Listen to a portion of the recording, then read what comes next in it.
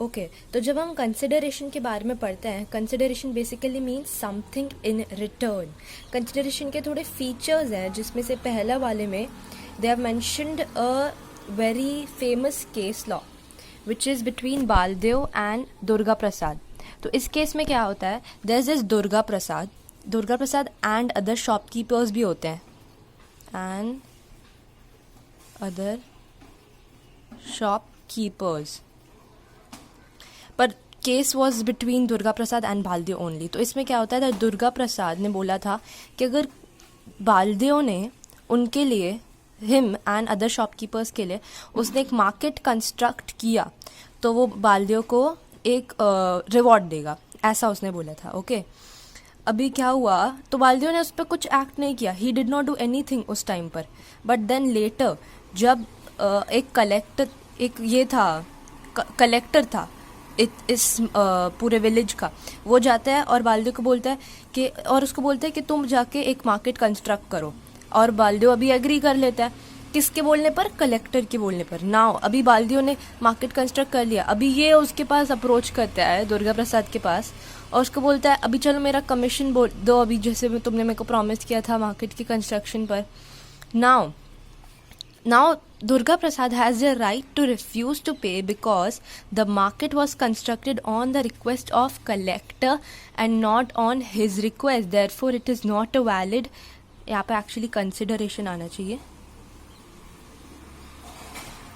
It was not a valid consideration. Baldev बोलता है मैंने अपने, तुम हमारा प्रॉमिस हुआ था कि तुम मेरे को अगर मैंने ये मार्केट कंस्ट्रक्ट करके दिया तो तुम मेरे को रिवॉर्ड दोगे, तो मैंने अभी अपना पार्ट प्ले कर लिया, मैंने अपना कंसिडरेशन दे दिया, अब तुम अपना दो चलो, ऐसा बोल रहा है वो।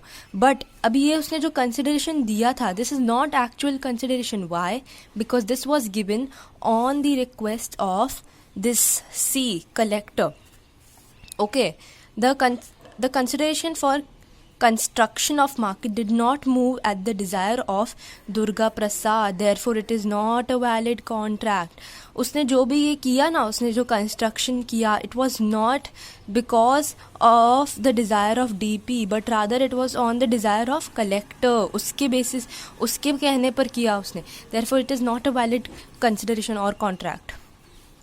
Consideration must be offered by the promisee, which is B in this case, at the request of the promiser. जैसे जब promiser ने accept किया, promise किया था, offer किया था, तब बालदेव ने accept नहीं किया।